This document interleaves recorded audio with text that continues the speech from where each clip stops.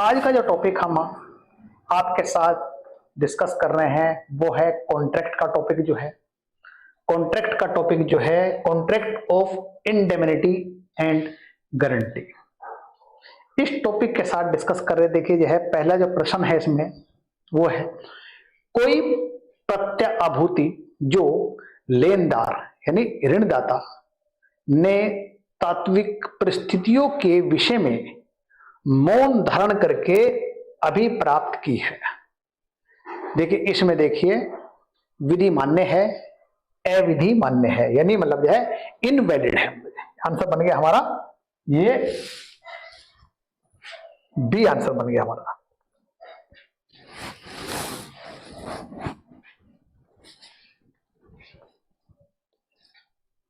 यानी आंसर हो गया हमारा बी।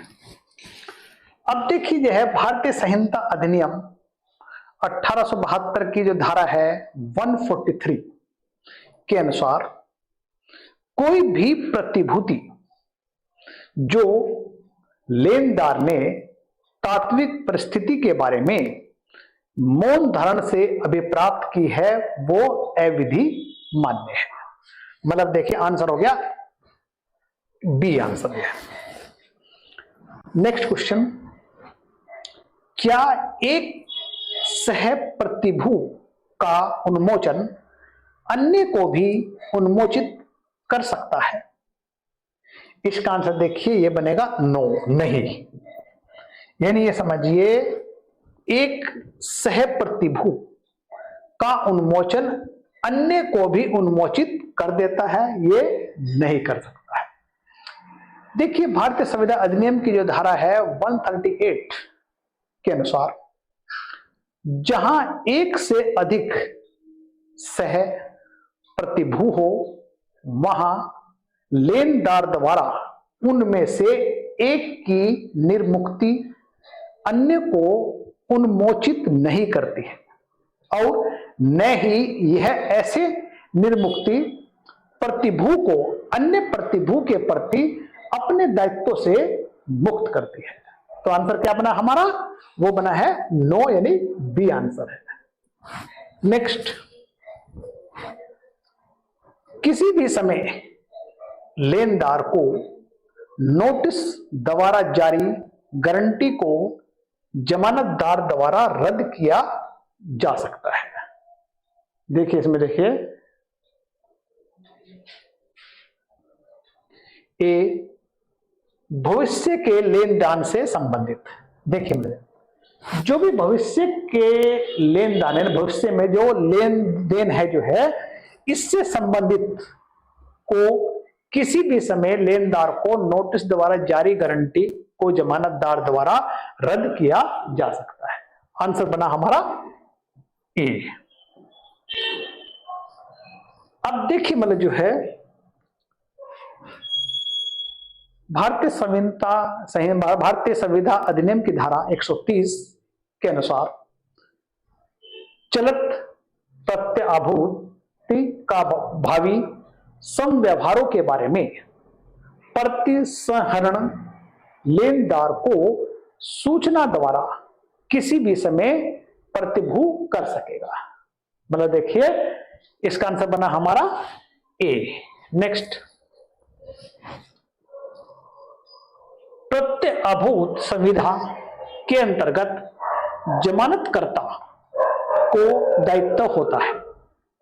यानी कि देखिए प्रत्याभूत संविधा के अंतर्गत जमानतकर्ता का दायित्व होता है। इसमें देखिए मुख्य ऋणदाता से अलग या फिर मुख्य ऋणदाता के विकल्प के रूप में मुख्य ऋणदाता के साथ समवितरण उपयोग सभी। आंसर बनेगा हमारा ए, यानी कि मुख्य ऋणदाता से अलग। यहां पर देखिए प्रत्याभूत संविधा के अंतर्गत जमानतकर्ता का दायित्व मुख्य ऋणदाता से अलग होता है, जिसका प्रावधान देखिए भारतीय संविधान अधिनियम की धारा 128 में किया गया है। यानी हम कह सकते हैं धारा 128 प्रतिभू के दायित्व से संबंधित है, जिसके अनुसार प्रतिभू का दायित्व मूल ऋणी के दायित्व से समविस्तीर्ण है और जब तक कि संविधा द्वारा अन्यथा उपबंधित ना हो। आंसर बना हमारा ए। नेक्स्ट, निम्नलिखित में से यानी कि कौन सा भारतीय संविधा अधिनियम 1872 के सुसंगत प्रावधानों में से प्रत्याभूति की संविधा के लिए आवश्यक तत्व नहीं है? इसमें देखिए, यानी गारंटर जिसे कहते हैं प्रतिभूति दाता, यानी इसमें प्रतिभूति दाता या गारंटर की जरूरत नहीं है। आंसर बने हमारा ए। अब देखिए, प्रत्याभूति की संविधा को भारतीय संविधा अधिनियम 1872 की धारा 126 में परिभाषित किया गया है। 126 के अनुसार प्रत्याभूति की संविधा के लिए आवश्यक तत्व इस प्रकार है। देखिए, एक प्रतिभू यानी श्योरिटी, मूल ऋणी प्रिंसिपल डेबिटर, ऋणदाता लेनदार यानी क्रेडिटर। अब देखिए, मतलब इसका आंसर बना हमारा ए। नेक्स्ट, किसी तीसरे व्यक्ति द्वारा डिफॉल्ट करने पर उसके वचन का निर्वहन करने या उसकी देनदारी पूरी करने का अनुबंध कहलाता है। इसमें देखिए हमारा जो है गारंटी का अनुबंध या कॉन्ट्रैक्ट ऑफ गारंटी यानी सी आंसर बन जाता है इसका, यह बन जाता है सी आंसर। देखिए आप,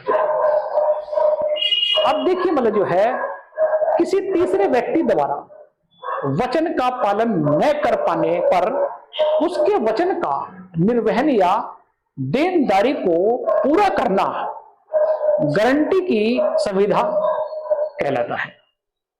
भारतीय संविधान अधिकार 1872 की धारा 126 में इसे परिभाषित किया गया है, यानी एक वचन की प्रत्याभूति की संविधा होने के लिए आवश्यक है कि वह किसी अन्य व्यक्ति का दायित्व निभाने का वचन। देखिए इसका आंसर बना हमारा सी। नेक्स्ट, संविदा विधि के अंतर्गत प्रतिभू के दायित्व की सीमा प्रदत्त की गई है। यानी कि देखिए हमारा जो है संविदा विधि के अंतर्गत प्रतिभू के दायित्व की सीमा प्रदत्त की गई है। इसका आंसर बनेगा देखिए सेक्शन 128 में,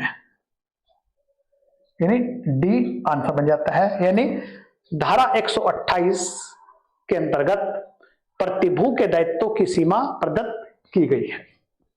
देखिए अगर हम बात करते हैं मतलब जो है 128 में प्रतिभू के दायित्व के बारे में बताती है। 128 के अनुसार प्रतिभू के दायित्व मूल ऋणी के दायित्व के सम विस्तीर्ण है जब तक कि संविधा द्वारा अन्यथा उपबंधित ना हो। नेक्स्ट क्वेश्चन देखिए हमारा,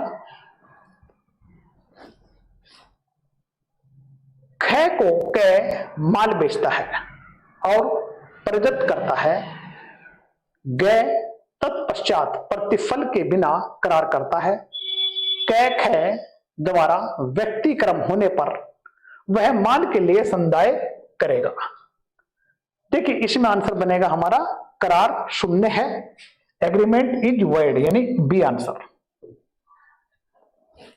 अब देखिए मतलब जो है इस समस्या में देखिए भारतीय संविधा अधिनियम 1872 की धारा 127 का जो उदाहरण है वो सी पर आधारित है। धारा 127 के अनुसार मूल ऋणी के फायदे के लिए की गई कोई भी बात या दिया गया कोई भी वचन प्रतिभू द्वारा प्रत्याभूति दिए जाने का पर्याप्त प्रतिफल हो सकेगा। अब यहां समझ इसमें क्या है कि सी द्वारा किया गया जो है करार प्रतिफल विहीन है, अतः करार शून्य है। आंसर बना हमारा बी। नेक्स्ट, गारंटी की संविधा में एक संविधा एवं 3 पक्षकार होते हैं, 2 संविधा एवं 2 पक्षकार होते हैं, 3 संविधा एवं 3 पक्षकार होते हैं। आंसर बनेगा देखिए हमारा इसका सी, यानी गारंटी की संविधा में 3 संविधा और तीन पक्षकार होते हैं। देखिए हम इसमें कौन कौन होते देखिए जो है, अगर हम बात करते हैं गारंटी की संविधा को संविधा के अधिनियम धारा 126 में परिभाषित किया गया है। गारंटी की संविधा में तीन पक्षकार होते हैं। तीन कौन कौन होते हैं? एक प्रतिभू, दूसरा मूल ऋणी, तीसरा लेनदार। अब देखिए प्रत्याभूति की संविधा में तीन संविधाएं होती हैं।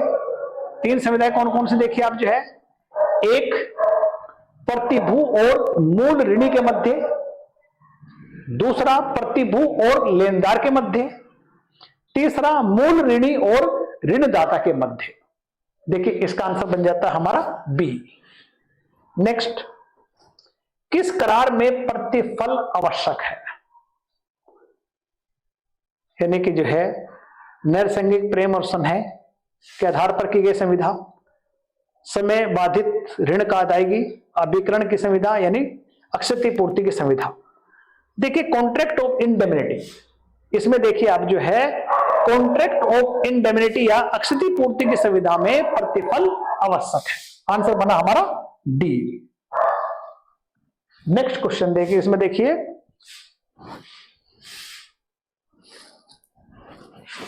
अब देखिए नेक्स्ट है एडमसेन बनाम जारविस किस पर दिग्दर्शकवाद है? देखिए इसको बताना आपको जो है,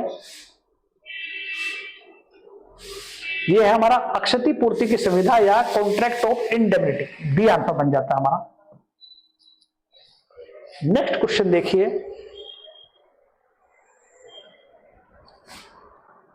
इंश्योरेंस इज ए, बीमा एक है। देखिए बीमा को बताना है आप जो है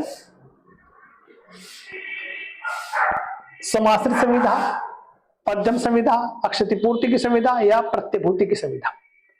बीमा देखिए मतलब जो है एक तरह समझिए आप जो है ये क्षतिपूर्ति की संविधा है, मतलब जो है सी आंसर। अब देखिए जीवन बीमा संविधा को छोड़कर सभी बीमा संविधाएं क्षतिपूर्ति की संविधा है। मतलब समझिए जीवन बीमा की संविधा को छोड़कर सभी बीमा संविधाएं क्षतिपूर्ति की संविधा होती है। क्षतिपूर्ति का सामान्य सिद्धांत बीमा का महत्वपूर्ण सिद्धांत है। बीमा के क्षतिपूर्ति का सिद्धांत यह है कि बीमादार बीमा संविधा की शर्तों के अनुसार अपनी वास्तविक हानि की पूर्ति कर सकता है, लेकिन वास्तविक हानि से अधिक पाने का वह हकदार नहीं है। इसका आंसर बन देखिए सी। नेक्स्ट क्वेश्चन, चलो प्रत्याभूति परिभाषित है, इसका आंसर बन जाता है हमारा भारतीय संविधान अधिनियम धारा 129, यानी इसका आंसर बनेगा देखिए बी।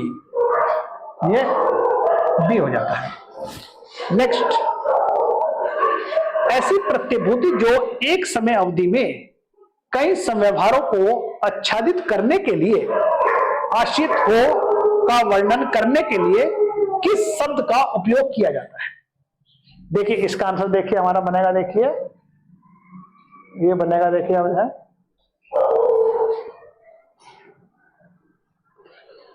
चलो प्रतिभूति, यानी आंसर बन गया सी।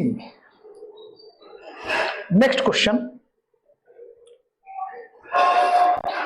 एक चलत प्रत्याभूति पश्चातवर्ती समव्यवहारों हेतु खंडित की जा सकती है। देखिए इसका आंसर बनेगा हमारा किसी भी समय, यानी आंसर बना हमारा डी। अब देखिए भारतीय संविधान की धारा जो है उसके अंतर्गत देखिए अगर बात करते हैं, देखिए